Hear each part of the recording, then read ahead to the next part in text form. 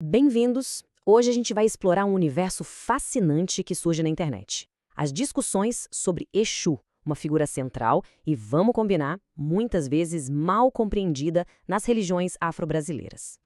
E para começar, vamos dar uma olhada no que as pessoas estão perguntando. Imagina a seção de comentários de um blog. É um verdadeiro termômetro do que está na cabeça das pessoas. As dúvidas são, assim, muito diretas, muito pessoais, né? Dá para sentir a urgência, uma busca real por ajuda, por algum tipo de norte. E é aí que esse espaço online vira uma verdadeira encruzilhada. De um lado, a fé, do outro, a confusão, e no meio, uma busca intensa por identidade. Então, vamos analisar isso mais a fundo. A quantidade de perguntas e a variedade delas já mostra de cara o quão complexo esse universo pode ser, principalmente para quem está chegando agora. E olha, algumas dúvidas aparecem o tempo todo. Perguntas como: qual é a diferença entre candomblé e umbanda? Ou Exu é o diabo? Como eu sei qual é o meu orixá? E claro, posso fazer um pacto para ficar rico? E uma bem importante: onde eu acho informação que seja confiável? São sempre os mesmos pontos que os praticantes mais experientes precisam esclarecer de novo e de novo. Bom, e o primeiro grande nó a ser desatado é justamente esse: entender que Candomblé e Umbanda são duas religiões diferentes. Parece básico, mas é a raiz de muita confusão. E aqui a gente tem um resumo bem claro. De um lado, o Candomblé, uma religião de matriz africana que cultua os orixás, divindades da natureza. Nesse contexto, o orixá Exu é uma figura primordial. Do outro lado, a Umbanda, que é uma religião genuinamente brasileira. Na Umbanda, se trabalha com entidades e espíritos de pessoas que já viveram, e aqui, Exu geralmente é uma dessas entidades, um catiço. E tem as pombagiras, que são comuns na Umbanda, mas não no Candomblé tradicional. Percebe como são sistemas diferentes? Então, só para deixar bem claro, orixá no candomblé é isso, é uma força da natureza, uma divindade. Pense em Xangô como a força do trovão e Iemanjá como a força do mar. Não é o espírito de uma pessoa. Já na Umbanda, a gente fala de entidade.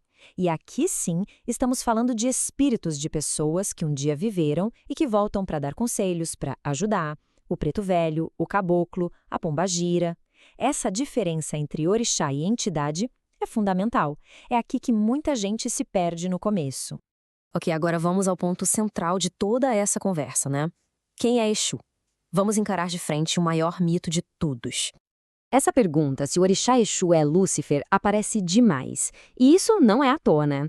Vem lá de trás de um sincretismo religioso forçado, onde divindades africanas foram demonizadas, associadas a figuras do mal do catolicismo para deslegitimar essas crenças. E a resposta dos praticantes sérios é sempre a mesma e bem direta: Exu não é o diabo. São coisas completamente diferentes.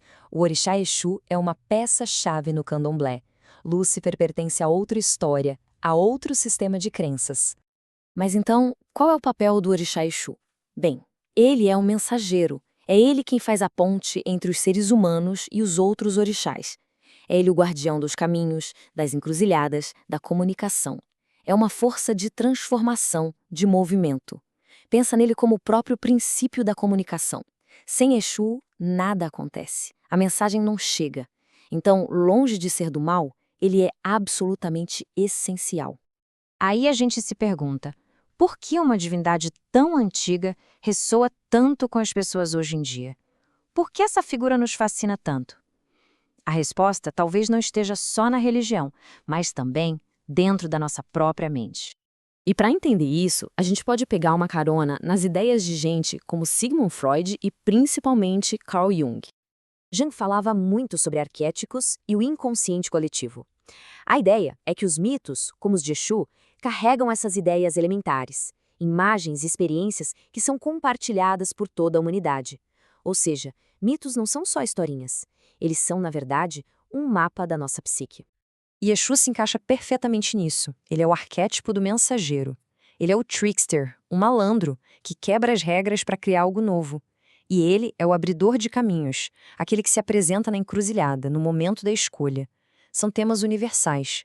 É por isso que Exu é tão poderoso e parece falar diretamente com a gente. Então, no meio de tanta dúvida e informação desencontrada na internet, o que os praticantes mais experientes recomendam? Felizmente, eles apontam um caminho bem claro. O conselho é quase sempre o mesmo e se baseia em 3 pilares. Primeiro, estudar. Ler fontes boas. Segundo, encontrar uma casa idônea. Procurar um terreiro, uma comunidade espiritual séria. E terceiro, consultar o oráculo. A única forma de saber de verdade qual é o seu caminho é através de uma consulta séria, como o jogo de búzios. É um processo que exige paciência e respeito, bem diferente de uma resposta de 2 segundos num fórum. E essa fala do Nelson Souza resume tudo. Candomblé é hierarquia e obediência sempre. Isso mostra um valor fundamental, o respeito pela tradição, pelo conhecimento dos mais velhos. É o completo oposto da lógica da internet, onde qualquer um fala o que quer e todas as opiniões parecem ter o mesmo peso. E tudo isso nos leva a uma questão final, bem atual. Num tempo em que tanta gente busca respostas espirituais na tela de um celular, como é que religiões tão antigas conseguem preservar sua verdade? O desafio de separar o conhecimento genuíno do puro ruído digital. Bom, esse desafio parece ser a grande encruzilhada do nosso tempo.